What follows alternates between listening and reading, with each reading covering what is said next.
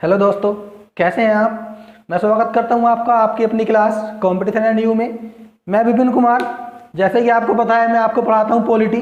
तो पॉलिटी में अपने देखेंगे आगे हम क्या पढ़ने वाले थे। कल हमने क्वेश्चन आंसर किए थे, जो हमारा पहला चैप्टर था संविधान सभा का, और हमारा दूसरा नया टॉपिक है आज प्रस्तावना। देखते हैं प्रस्तावना के बारे में थोड़ा सा बात करें। प्रस्तावना, तो प्रस्तावना क्या है।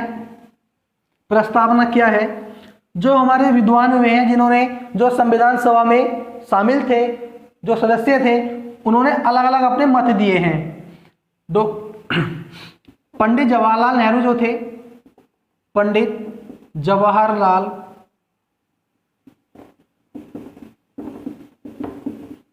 नेहरू, इन्होंने बताया था क्या कि प्रस्तावना संविधान की आत्मा है। संविधान की आत्मा है।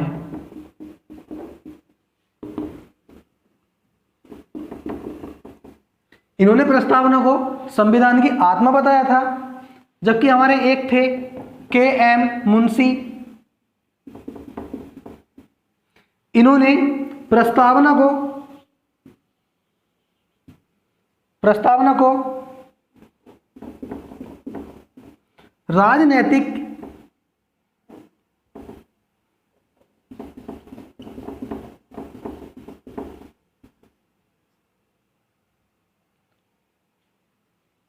के.एम. मुंशी ने प्रस्तावना को राजनैतिक जन्म पत्रिका बताया था। इन्होंने कहा था कि जो प्रस्तावना है वो राजनैतिक जन्म पत्रिका है। ठीक, तो प्रस्तावना है क्या। प्रस्तावना क्या है, एक सारांश है। बात करें कि एक ताला है, संविधान को एक ताला मान लिया जाए, तो जो प्रस्तावना है वो क्या है, एक कुंजी है, यानी कि चाबी है उसकी। तो प्रस्तावना से मतलब है कि जितना भी हमारे संविधान में लिखा हुआ है, हमारे जो संविधान के बारे में जानकारी देता है, वो प्रस्तावना हमारे संविधान के बारे में जानकारी देती है। इसी वजह से इसको कहा है कुंजी। ठीक, बात कर लेते हैं आगे कि संविधान कैसे प्रस्तावना का विचार कहां से आया, कैसे कैसे प्रस्तावना बनी, क्या इसका आधार बना।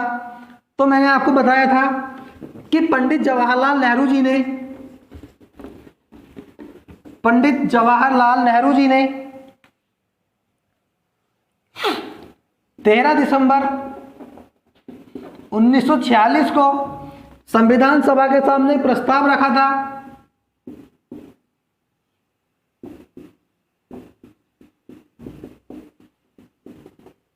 संविधान सभा के सामने प्रस्ताव रखा था, और उस प्रस्ताव में क्या था कि भारत जो होना चाहिए वो स्वतंत्र होना चाहिए, संप्रभुत्व होना चाहिए, गणराज्य होना चाहिए, और लोकतांत्रिक होना चाहिए। जो ये रखा था, यही बाद में क्या बना था, प्रस्तावना का आधार बना था। यही बाद में प्रस्तावना का आधार बना था। अगर क्वेश्चन आए कि प्रस्तावना का उद्देश्य किसने दिया, तो पंडित नेहरू जी ने इसका उद्देश्य प्रस्ताव रखा था संविधान सभा के सामने। जो ये आपके चारों थे, यही बाद में क्या बने थे, प्रस्तावना का आधार बने थे। और इसको संविधान सभा ने जनवरी 1947 में पारित कर दिया था।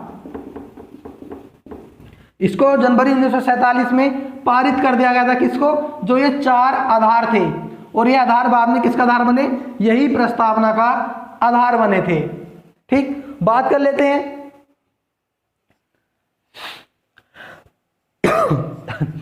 तो प्रस्तावना के विचार की बात करें तो जो प्रस्तावना हमारी है, ये हमारा प्रस्तावना का आधार है।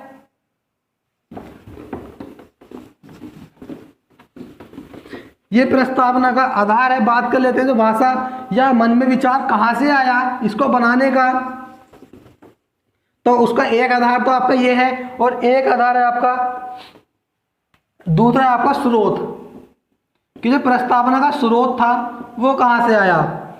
तो देखो, बात करें कि जो प्रस्तावना का विचार था, कि प्रस्तावना का विचार कहाँ से आया है, वो तो प्रस्तावना की भाषा है। प्रस्तावना की भाषा कहाँ से है? तो बात करें अगर प्रस्तावना के विचार की, तो जो प्रस्तावना का विचार है वो हमारा आया था ब्रिटेन से। गलत हो गया सर जी। तो प्रस्तावना का विचार है वो हमारे यूएसए के संविधान से है। और बात करें भाषा, तो जो भाषा है, प्रस्तावना की जो भाषा थी वो हमारी ऑस्ट्रेलिया के संविधान से है। प्रस्तावना की भाषा ऑस्ट्रेलिया के संविधान से ली गई है। ठीक, तो हमारा प्रस्तावना का स्रोत था, प्रस्तावना का स्रोत था। और बात करें आधार की, तो आधार अभी आपको बताया था कि 13 दिसंबर 1946 को पंडित नेहरू जी ने प्रस्ताव रखा था कि भारत गणराज्य है, स्वतंत्र, लोकतांत्रिक और संप्रभुत्व संपन्न होना चाहिए। ये दोनों ही प्रस्तावना का क्या बनी? यही दोनों प्रस्तावना का एक स्रोत बनी एक प्रकार से। यह प्रस्तावना बात करें तो इनके द्वारा ही निर्मित हुई है। बात कर लेते हैं आगे कि प्रस्तावना है क्या, यह प्रस्तावना अब बात करते हैं प्रस्तावना कि जो भारत की प्रस्तावना है वो किस प्रकार की है, कैसी है। तो भारत की प्रस्तावना पढ़ेंगे, एक बार देखेंगे। यह है भारत की प्रस्तावना। भारत की प्रस्तावना में हम भारत के लोग भारत को एक संपूर्ण प्रभुत्व संपन्न समाजवादी पंथनिरपेक्ष लोकतंत्रात्मक गणराज्य बनाने के लिए तथा उसके समस्त नागरिकों को सामाजिक, आर्थिक, राजनैतिक न्याय, विचार, अभिव्यक्ति, विश्वास, धर्म और उपासना की स्वतंत्रता, प्रतिष्ठा और अवसर की समता प्राप्त कराने के लिए तथा उन सब में व्यक्ति की गरिमा और राष्ट्र की एकता और अखंडता अनिश्चित करने वाली बंधुता के लिए दृढ़ संकल्प होकर अपने इस संविधान सभा ने आज दिनांक 26 नवंबर 1949 ईस्वी को एतद द्वारा इस संविधान को अंगीकृत, अधिनियमित और आत्मसमर्पित करते हैं। यह भारत की प्रस्तावना है, भारतीय संविधान की प्रस्तावना है। अब बात कर लेते हैं इनके एक एक अक्षर की कि क्या क्या है, ये इनका मतलब क्या है सबका। इसको एक एक शब्द को ध्यान से देखते हैं। बिल्कुल बात करें कि जो न्याय दिया गया है प्रस्तावना में, न्याय वो 3 प्रकार के दिए गए हैं। कौन कौन से दिए गए हैं? सामाजिक,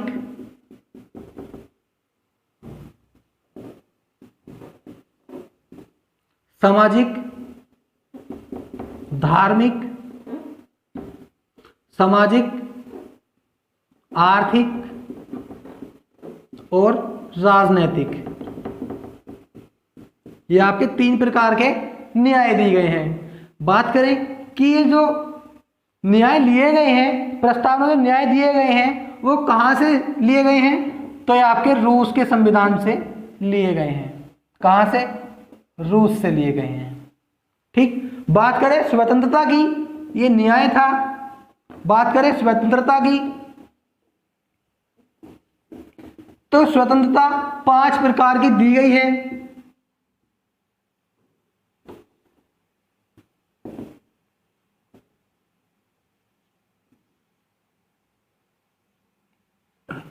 कौन कौन सी दी गई है? विचार, अभिव्यक्ति, विश्वास, धर्म और उपासना। ये 5 प्रकार की स्वतंत्रता हमारी प्रस्तावना में दी गई है। और ये कहाँ से दी गई हैं? तो ये फ्रांस की क्रांति से ली गई हैं। फ्रांस की क्रांति से। फ्रांस की क्रांति से।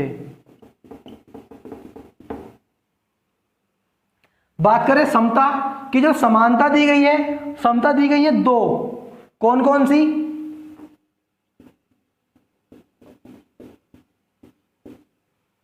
एक आपकी है प्रतिष्ठा और दूसरी है आपकी अवसर। ये कहां से लिए गए हैं? ये दोनों भी आपके कहां से लिए गए हैं? फ्रांस से ही लिए गए हैं, फ्रांस की क्रांति से ही।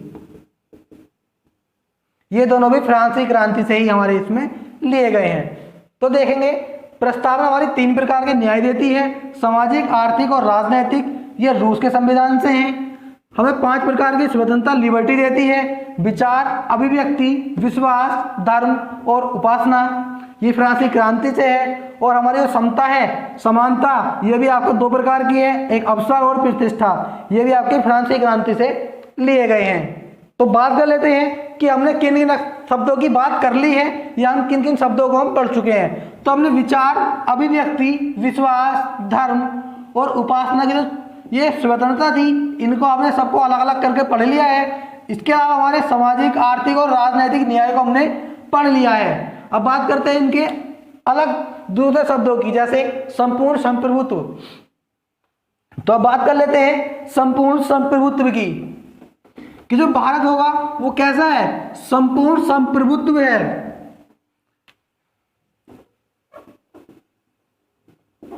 संपूर्ण संप्रभुत्व, इसका मतलब है, इसका अर्थ क्या है? तो देखेंगे इसका जो अर्थ होता है, इसका अर्थ होता है कि जो हमारे जितने भी फैसले होंगे, चाहे हमारे आंतरिक फैसले हों या कोई बाहरी फैसला हो, तो हमारे खुद के देश का अपना खुद का अधिकार होगा। हम पर कोई दूसरा देश या कोई दूसरा राज्य अधिकार नहीं होगा, किसी का अधिकार नहीं होगा। तो किस प्रकार का? चाहे वो आंतरिक फैसला हो, आंतरिक हो, बाहरी हो,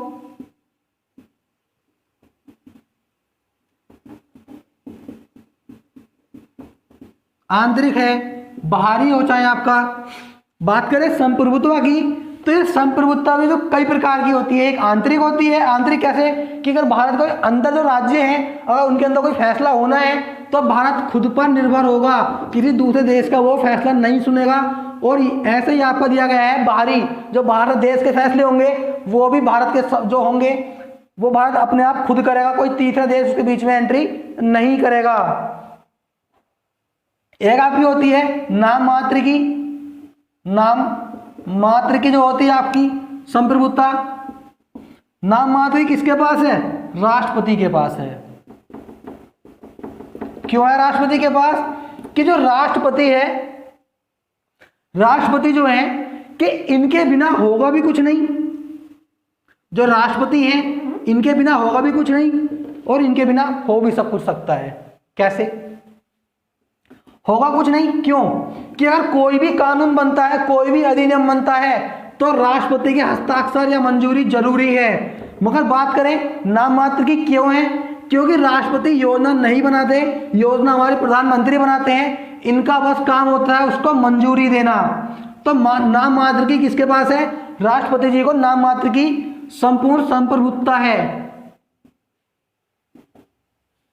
एक आपकी है वास्तविक संप्रभुत्ता। तो ये किसके पास है? ये हमारे प्रधानमंत्री जी के पास है। प्रधानमंत्री जी के पास होती है वास्तविक। क्यों? क्योंकि योजना ये बनाते हैं, कोई काम होता है तो ये बताते हैं, बस राष्ट्रपति जी का काम होता है उसको मोहरिया, उसको मंजूरी देना, उस पर हस्ताक्षर करने। और एक आपकी संप्रभुत्ता है आपकी कानूनी संप्रभुत्ता। कानूनी संप्रभुत्ता, और जो कानूनी संप्रभुत्ता है वो किसके पास है? तो वो भारतीय संविधान के, संविधान के बिना कुछ नहीं होगा। तो कानूनी किसके पास है? तो वो भारतीय संविधान के पास है कानूनी संप्रभुत्ता। तो हमारा ये वर्ड पूरा हुआ। संप्रभुता का मतलब आपको बता दिया है क्या, कि चाहे आंतरिक हो चाहे बाहरी हो, इनमें जो फैसला होगा भारत सरकार का खुद का होगा। और ये 4 प्रकार की बता दी मैंने आपको, 5 प्रकार की, कि आंतरिक है, बाहरी, नाममात्र, वास्तविक और कानूनी। इसका अर्थ लिख देता हूं एक बार। तो इसका अर्थ होता है स्वयं का अधिकार, स्वयं का अधिकार, इसको कहते हैं संप्रभुता। तो हमारा दूसरा अगला शब्द है समाजवादी। संप्रभुत्व हमारा पूरा हुआ, मैंने आपको समझा दिया क्या होता है। अब बात करते हैं समाजवादी की। अगर हम समाजवादी की बात करें, अगला शब्द है हमारा समाजवादी। तो जो समाजवादी शब्द है वो प्रस्तावना पहले नहीं था, इसको जोड़ा गया है। और कब जोड़ा गया है इसको, 42वां संशोधन हुआ था, 42वां संविधान संशोधन,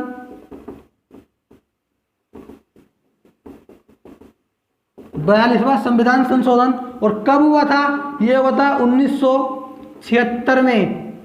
42वें संविधान संशोधन के द्वारा 1976 में इसको भारत की प्रस्तावना में, संविधान के प्रस्तावना में जोड़ा गया था। उस समाजवाद का अर्थ होता है, इसका जो अर्थ होता है वो होता है कि समाज के नियंत्रण में, समाज के नियंत्रण में, समाज के नियंत्रण में अर्थव्यवस्था, समाज के नियंत्रण में अर्थव्यवस्था। भारत की जो अर्थव्यवस्था है वो समाज के नियंत्रण में है, तो समाज के लोगों में वो नियंत्रण है। या जैसे कह सकते हैं कि किसी एक व्यक्ति के हाथ में जो भारत की अर्थव्यवस्था है वो नियंत्रण नहीं है, पूरे समाज के हाथ में ये नियंत्रण होती है। बात करें समाजवाद कि समाजवाद का जो नियम दिया था वो किसने दिया था, तो समाजवाद का जो नियम दिया था, जो नियम या सिद्धांत दिया था वो दिया था लेनिन ने। किसने, वो लेनिन ने दिया था। और लेनिन कहाँ के निवासी थे, तो लेनिन रूस के निवासी थे। इन्होंने ही समाजवाद का सिद्धांत दिया था। जो लेनिन थे ये रूस के थे और इन्होंने समाजवाद का क्या दिया था, सिद्धांत दिया था। बात करें कि अगर ये 42वें संविधान संशोधन में है थी तो पहले क्यों नहीं थी, और अगर 1976 में आई तो किसके कहने से इसको जोड़ा गया या कहां से इसको लिया गया है। तो अब बात करें समाजवादी शब्द की, तो इसको 42वें संविधान संशोधन के द्वारा किसने जोड़ा था, तो इंदिरा गांधी जी, इंदिरा गांधी जी के प्रस्ताव रखने से इसको जोड़ा गया था। और ये कहां से लिया गया था, तो ये रूस से हमारा लिया गया था। कहां से लिया गया था, रूस से लिया गया था। तो बात करें समाजवादी की एक बात द्वारा कि समाजवाद क्या है, कि जो समाज के नियंत्रण में अर्थव्यवस्था होती है उसको समाजवाद कहा जाता है। और ये सिद्धांत रूस के व्यक्ति लेनिन ने दिया था। और ये भारत में जो भारत की प्रस्तावना है उसमें 42वें संविधान संशोधन 1976 में जोड़ा गया। और इसका प्रस्ताव किसने रखा था, तो इसका प्रस्ताव इंदिरा गांधी जी ने रखा था। और कहाँ के संविधान से लिया था, ये रूस के संविधान से हमारा लिया गया था। बात कर लेते हैं हमारे तीसरे शब्द की, कि जो अगला शब्द है वो क्या कहता है।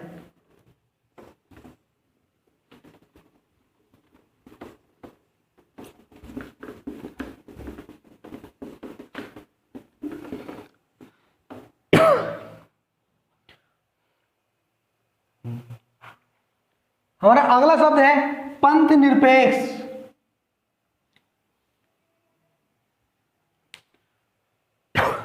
पंथ निरपेक्ष, अगला शब्द हम देखते हैं पंथ निरपेक्ष, कि पंथ निरपेक्ष का क्या मतलब होता है, पंथ निरपेक्ष क्या है।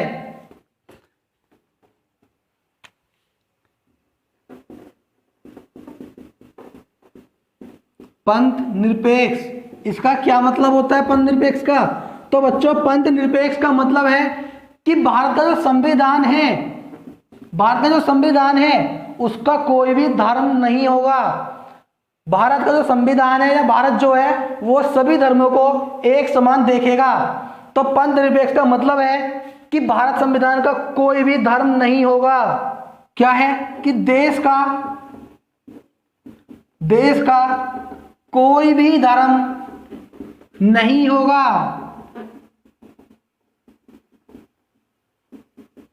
देश का कोई भी धर्म नहीं होगा। और दूसरा है कि देश यानी कि भारत, भारत की बात चल रही है यहां कि भारत सभी धर्मों को समान नजर से देखेगा या समान अधिकार देगा, कह सकते हैं समान नजर से देखेगा। यानी कि उसके अंदर कोई भी आपका क्या नहीं होगा, उसके साथ दूसरा बिहेव नहीं होगा, सबके साथ एक ही व्यवहार होगा, एक समान नजर से देखेगा। इसका मतलब है कि सभी धर्मों के समान एक ही रूल लगेंगे या एक ही नियम कानून बनेंगे और सबको एक ही नजरों से देखेगा। और दूसरा कहता है कि भारत का कोई भी धर्म नहीं है, मगर एक शब्द आता है पंथ निरपेक्ष और एक दूसरा शब्द है धर्मनिरपेक्ष। धर्मनिरपेक्ष, इसका क्या मतलब है? धर्मनिरपेक्ष का और पंथ निरपेक्ष का क्या मतलब होता है? तो महात्मा गांधी जी ने कहा था, किसने कहा था? गांधी जी ने कहा था कि कोई भी देश या कोई भी व्यक्ति वो पंथ निरपेक्ष तो हो सकता है, क्या कि वो पंथ निरपेक्ष तो हो सकता है मगर धर्मनिरपेक्ष नहीं हो सकता। क्यों नहीं हो सकता? क्योंकि इसका मतलब है कि कोई भी व्यक्ति बिना धर्म के नहीं रह सकता, बिना धर्म के कोई व्यक्ति शून्य हो जाता है। और पंथ निरपेक्ष का मतलब होता है कि इसको वर्गों में बांटना, कि व्यक्ति बिना वर्गों बटे रह सकता है मगर बिना धर्म के नहीं रह सकता। और जो धर्म का मतलब होता है, जो हमारा जो धर्म का मतलब है, धर्म का मतलब होता है धारण करना। धारण करना कहते हैं धर्म को। गांधी जी ने कहा था कि कोई व्यक्ति धर्म के बिना नहीं रह सकता और पंथ निरपेक्ष हो सकता है, यानी कि बिना वर्गों में बटे वो रह सकता है। अगर धर्मनिरपेक्ष व्यक्ति होगा तो वह शून्य हो जाएगा।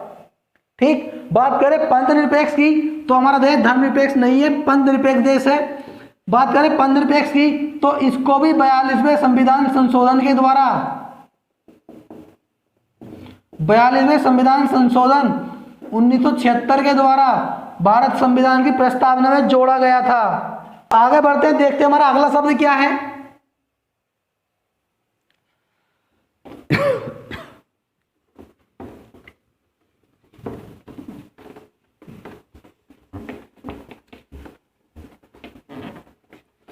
हमारा जो अगला शब्द है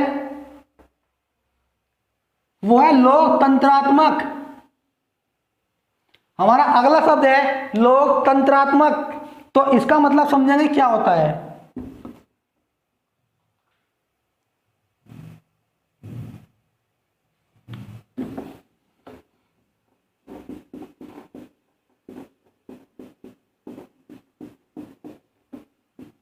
लोकतंत्रात्मक, इसका मतलब क्या होता है देखेंगे एक बार। तो लोकतंत्रात्मक का मतलब मैं आपको कई बार बता चुका हूं, क्या कि लोकतंत्र का मतलब होता है कि जनता के लिए, जनता के द्वारा शासन। और ये नियम किसने दिया था? ये नियम दिया था अब्राहम लिंकन ने दिया था, जो अमेरिका के राष्ट्रपति हुए थे बाद में, जो बाद में अमेरिका के राष्ट्रपति बने थे। उन्होंने सिद्धांत दिया था लोकतंत्र का। उन्होंने कहा था कि जनता के लिए, जनता द्वारा शासन जो होगा उसको लोकतंत्र कहा जाएगा।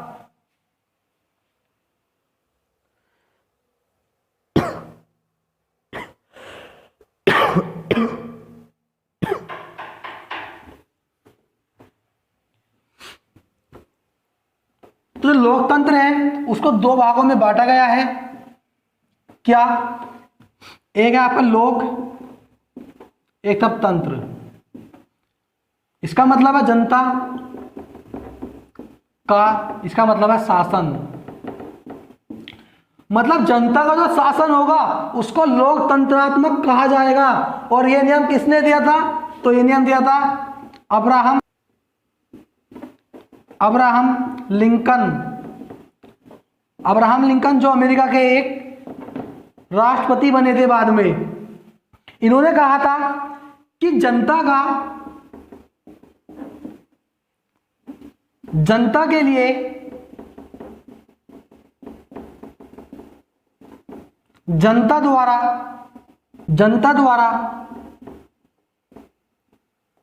जो शासन होगा, क्या होगा, जो शासन होगा वो क्या होगा, वो लोकतंत्र कहलाएगा।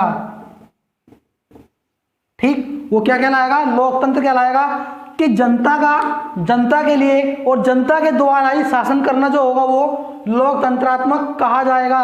और बात करें लोकतंत्र की, तो लोकतंत्र भी हमारा दो प्रकार का होता है। कौन कौन से प्रकार का होता है?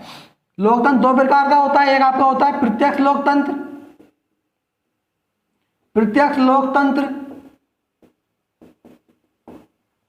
और एक आपका होता है अप्रत्यक्ष लोकतंत्र। इन दोनों का मतलब क्या है? बात करें प्रत्यक्ष लोकतंत्र की, तो इसमें क्या होता है कि जनता सीधे ही अपना शासन चलाती है। जनता सरकार अपनी चलाती है सीधे ही, बिना किसी सहारे के या बिना किसी माध्यम के सरकार, जनता अपनी सरकार चलाती है। और ये कहाँ है? ये हमारा स्विट्जरलैंड।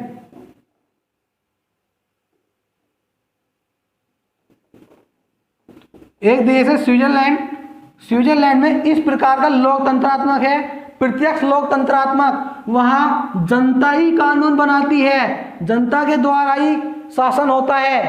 वहां प्रत्येक व्यक्ति को कानून बनाने का अधिकार है, प्रत्येक व्यक्ति को शासन करने का अधिकार है। बात करें अप्रत्यक्ष लोकतंत्र, इसका मतलब होता है कि जनता अपने लिए कुछ प्रतिनिधि चुनती है और वो प्रतिनिधि बाद में उस जनता के लिए सरकार बनाते हैं या कानून बनाते हैं, उसे कहते हैं अप्रत्यक्ष लोकतंत्र। और बात करें भारत, तो भारत के जो लोकतंत्र है, भारत एक अप्रत्यक्ष लोकतांत्रिक देश है। क्यों? क्योंकि भारत की जनता अपने प्रतिनिधि चुनती है और वो प्रतिनिधि बाद में जनता के लिए सरकार बनाते हैं या कानून बनाते हैं। तो भारत में आपका कैसा लोकतंत्र है? तो भारत में आपका अप्रत्यक्ष लोकतंत्र है और स्विट्जरलैंड में प्रत्यक्ष लोकतंत्र है। अब बढ़ते हैं अगले शब्द की तरफ कि हमारा अगला शब्द क्या है और उसका अर्थ क्या होता है।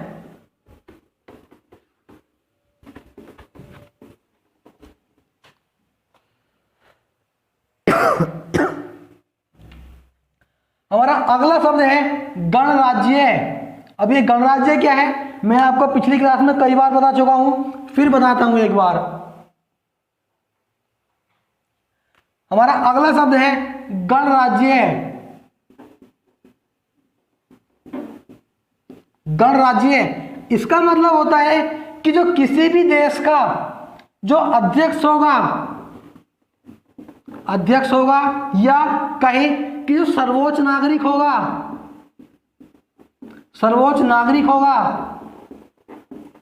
उसकी जो नियुक्ति होगी वो कब होगी? वो तब होगी जब वो निर्वाचन के द्वारा चुना जाएगा। निर्वाचन चुनाव से वो चुना जाएगा, उसे कहते हैं गणराज्य देश। तो एक ऐसा राज्य जहां का जो सर्वोच्च व्यक्ति या अध्यक्ष कह लें, उसका जो अध्यक्ष या सर्वोच्च व्यक्ति चुनाव के द्वारा चुना जाता है, उसका चुनाव होता है और जो चुना जाता है तो वो होता है गणराज्य। ठीक, बात करें ब्रिटेन की, तो जो ब्रिटेन है, ब्रिटेन गणराज्य नहीं है। ब्रिटेन गणराज्य नहीं है। कौन है? लोकतांत्रिक देश है, क्योंकि वहां प्रधानमंत्री जो कानून बनाते हैं वो लोकतांत्रिक, वो चुनाव के द्वारा होता है। और बात करें ब्रिटेन का जो सर्वोच्च नागरिक या प्रथम नागरिक या अध्यक्ष है, वो महाराजा होते हैं, राजा महाराजा। तो वो चुने नहीं जाते, वो वंशानुगत है। कोई भी ऐसा देश जिसका जो अध्यक्ष होगा या जिसका जो सर्वोच्च नागरिक या प्रथम नागरिक होगा, उसका चुनाव हो, वो बिना किसी वंशानुगत के जाए। उसका जो नियुक्ति हो वो वंशानुगत के आधार पर ना हो, चुनाव के आधार पर हो, उसे कहते हैं गणराज्य। और भारत के जो राष्ट्रपति हैं उनका चुनाव होता है। तो भारत कैसा देश है? तो भारत एक गणराज्य देश है। भारत कैसा देश है? गणराज्य देश है। भारत एक गणराज्य है। बढ़ते हैं अपने अगले शब्द की तरफ कि हमारा अगला शब्द क्या कहता है।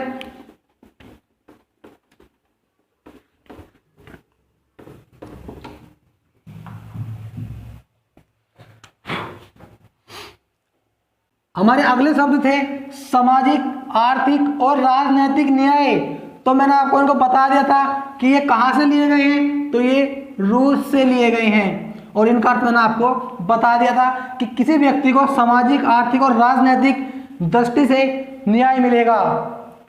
बात करें स्वतंत्रता, तो मैंने आपको बताया था कि प्रस्तावना में 5 प्रकार की जो हमारी स्वतंत्रता है वो प्रदान की गई है। विचार का मतलब है कि कोई भी व्यक्ति अपना विचार रख सकता है। अभिव्यक्ति का मतलब भी वही है कि कोई व्यक्ति अपना विचार सबके सामने रख सकता है। और विश्वास, धर्म, उपासना, आप सबको पता है कि धर्म क्या होता है। मैंने बताया धर्म कि कोई व्यक्ति कोई से भी धर्म धारण कर सकता है। उपासना किसी भगवान की पूजा कर सकता है। फिर मैंने बात करी कि समता प्रदान करता है प्रतिष्ठा और अवसर की। तो 2 प्रकार की समानता देती है ये, प्रतिष्ठा और अवसर की देती है, मैंने आपको पहले ही बताया। अब हमारा अगला शब्द है, देखते हैं क्या। तो इसका द्वारा पढ़ लेते हैं एक बार। हम भारत के लोग भारत को एक संपूर्ण प्रभुत्व संपन्न समाजवादी पंथ निरपेक्ष लोकतंत्रात्मक गणराज्य बनाने के लिए तथा उसके समस्त नागरिकों को सामाजिक, आर्थिक और राजनैतिक न्याय, विचार, अभिव्यक्ति, विश्वास, धर्म और उपासना की स्वतंत्रता, प्रतिष्ठा और अवसर की समता प्राप्त कराने के लिए तथा उन सब में राष्ट्र की एकता और अखंडता, अब ये शब्द आए एकता और अखंडता, अनिश्चित करने वाली बंधुता के लिए, एक शब्द बंधुता के लिए दृढ़ संकल्प होकर अपने संविधान सभा में आज दिनांक 26 नवंबर 1949 को एतद द्वारा इस संविधान को अंगीकृत, अधिनियमित और आत्मसमर्पित करते हैं। तो हमें 3 शब्द पढ़ने हैं, एकता, अखंडता और बंधुता में क्या मतलब होता है, इनका क्या अर्थ होता है। तो मैं आपको बताऊं, सबसे पहले एकता क्या होती है। एकता, अगर बात करें एकता की,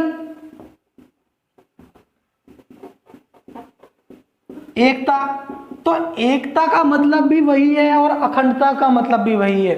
अखंडता मतलब है विभाजित न होना और एकता का मतलब भी है विभाजित न होना, मगर इन दोनों का अंतर है, इसमें दोनों शब्द हमारे प्रस्तावना में है, एक ही शब्द काफी होता। तो जो एकता है, एकता का मतलब होता है किसी भौगोलिक सीमा के अंदर, भौगोलिक सीमा के अंदर जो एकता होगी, भौगोलिक सीमा के अंदर जो समान व्यवहार होगा या एकता होगी, उसे कहते हैं एकता, उसे कहते हैं एकता। एकता एक छोटा प्रारूप है, जिसको क्षेत्र छोटा है, किसी एक भौगोलिक सीमा के अंदर जो एकता होगी उन व्यक्तियों में, वो होगी आपकी एकता कहलाएगी। और जो अखंडता है, एक शब्द है आपका अखंडता। अखंडता की बात कर लेते हैं। तो अखंडता क्या है, इसको जोड़ा गया था 42वें संविधान संशोधन 1976 में, इसको जोड़ा गया था। और इसका मतलब होता है कि भौगोलिक सीमा के परे,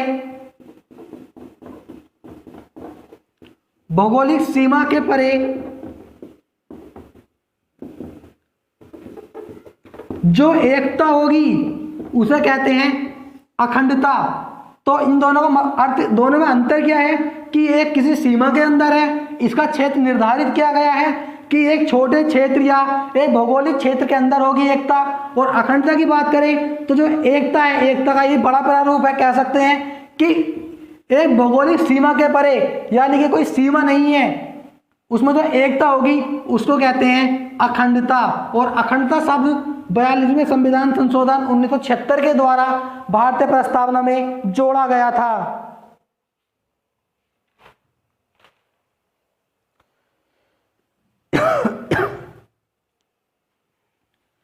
अथवा प्रस्तावना है, उस प्रस्तावना में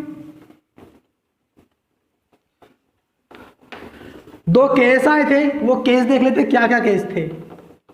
दो केस आए थे, वो केस देख लेते हैं क्या क्या केस थे। तो सबसे पहला केस आया था बेरूबारी केस। बेरूबारी, बेरूबारी बनाम भारत सरकार, भारत सरकार या केंद्र सरकार, केंद्र सरकार। और ये कब आया था बेरूबारी, जो केस हुआ था ये आया था 1960 में। 1960 में एक केस आया था बेरूबारी बनाम भारत सरकार। तो इसमें क्या कहा गया था,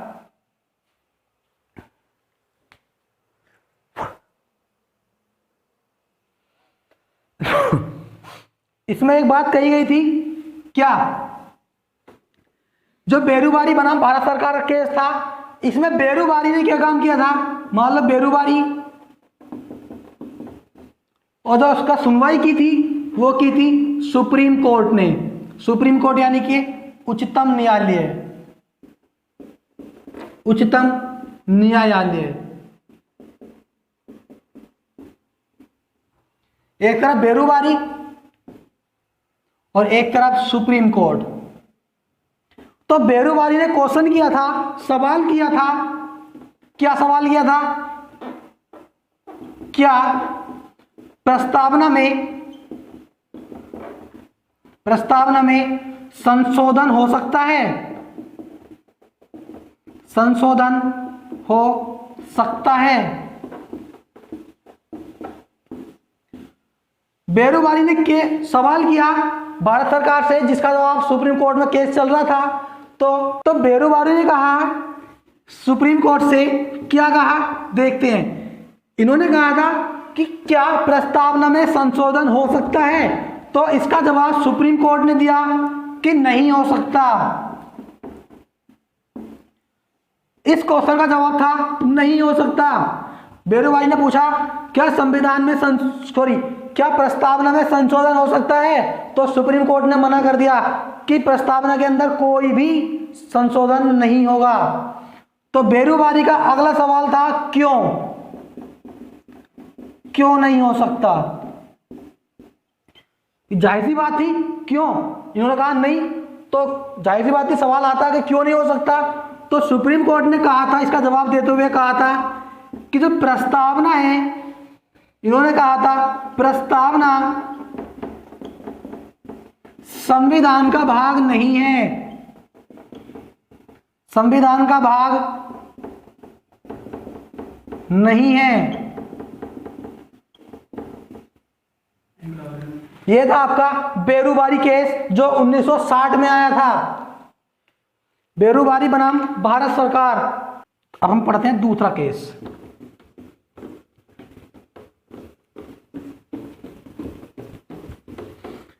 ये केस हमारे लिए इतना महत्वपूर्ण नहीं है पेपर की दृष्टि से, मगर जो दूसरा केस है वो बहुत ही महत्वपूर्ण बन जाता है, बहुत महत्वपूर्ण हो जाता है वो दूसरा केस।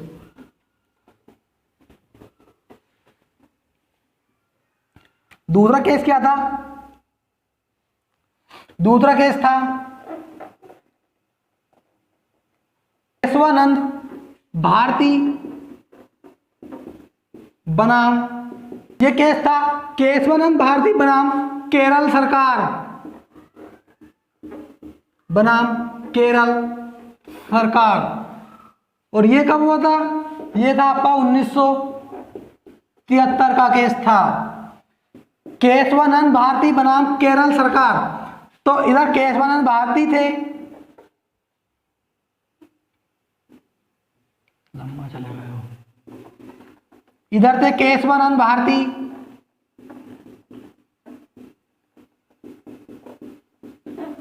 और ये फैसला बाद में चला गया था सुप्रीम कोर्ट के अंदर। तो इधर आपके कौन था, सुप्रीम कोर्ट, सुप्रीम कोर्ट, इधर आपका सुप्रीम कोर्ट जवाब देगा। तो केशवानंद भारती का सवाल था, बिल्कुल सेम सवाल था। क्या सवाल था कि क्या प्रस्तावना में संशोधन हो सकता है?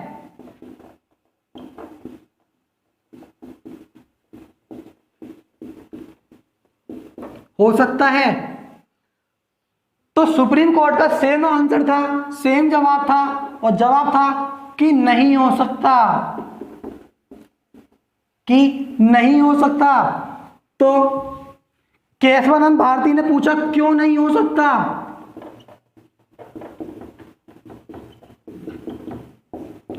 तो सुप्रीम कोर्ट ने बिल्कुल सेम जवाब दिया, और जवाब दिया क्या कि प्रस्तावना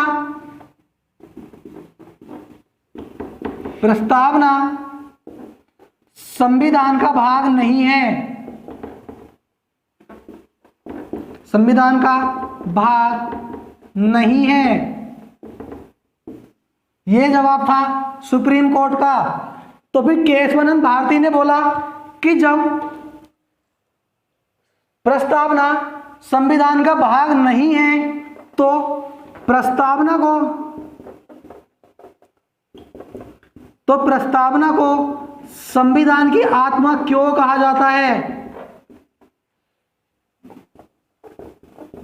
संविधान की आत्मा क्यों कहा गया है?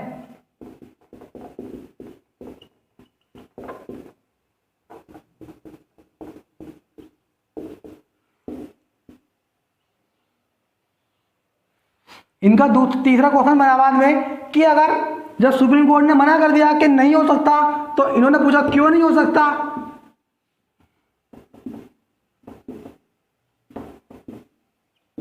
तो सुप्रीम कोर्ट का सेम आंसर था कि प्रस्तावना संविधान का भाग नहीं है। तो इन्होंने कहा, केशवानंद भारती ने कहा कि अगर संविधान का भाग नहीं है प्रस्तावना, तो प्रस्तावना को संविधान की आत्मा क्यों कहा गया है? तब सुप्रीम कोर्ट ने कहा था, क्या कहा था? कि प्रस्तावना में संशोधन हो सकता है, प्रस्तावना में संशोधन हो सकता है। दूसरा इन्होंने कहा था क्या? सुप्रीम कोर्ट ने 3-4 फैसले सुनाए फिर प्रस्तावना के ऊपर। दूसरा फैसला सुनाया कि प्रस्तावना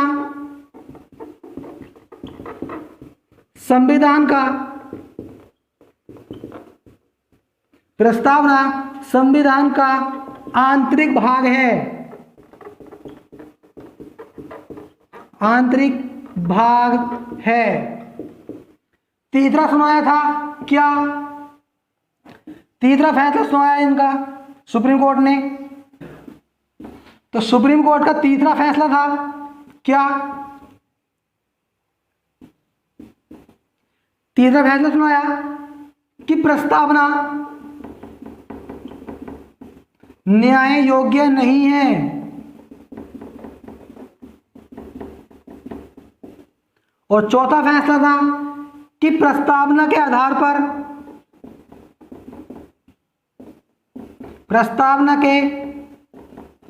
पर कोई न्याय नहीं होगा,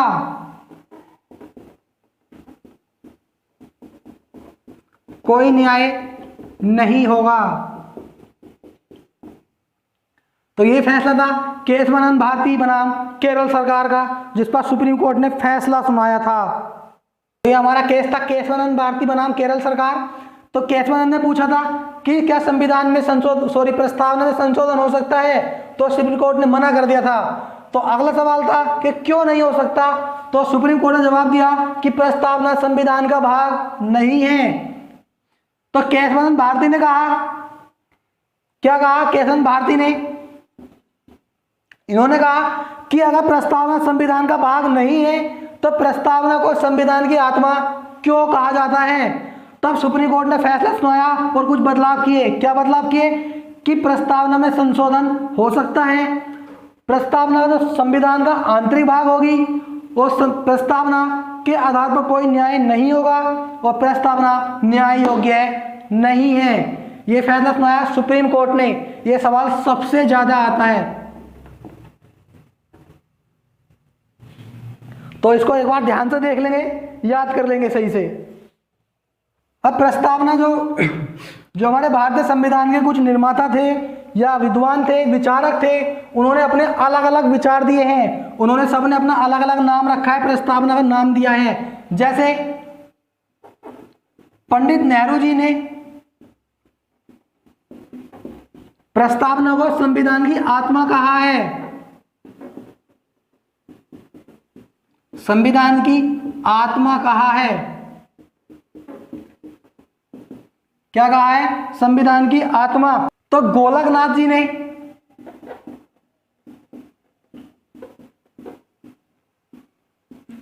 इन्होंने प्रस्तावना को संविधान की मूल आत्मा कहा है।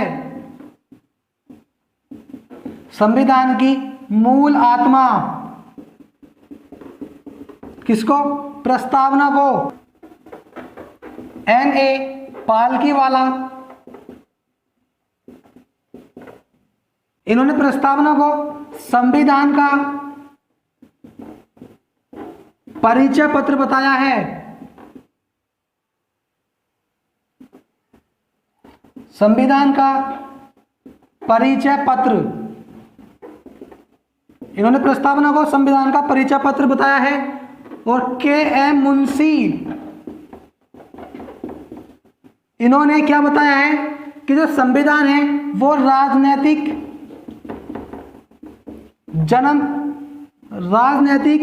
जन्म पत्री है।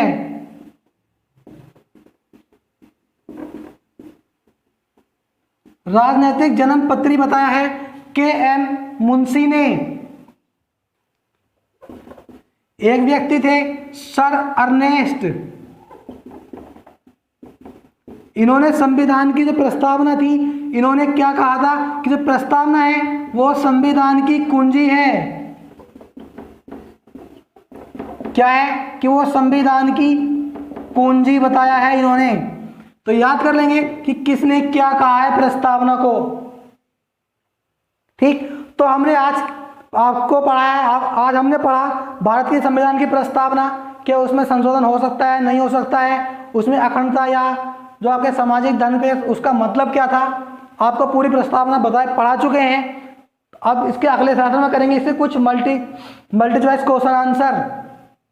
ठीक, तब तक आप इसको याद कीजिए, कल देखते हैं कल कितना कर पाते हो।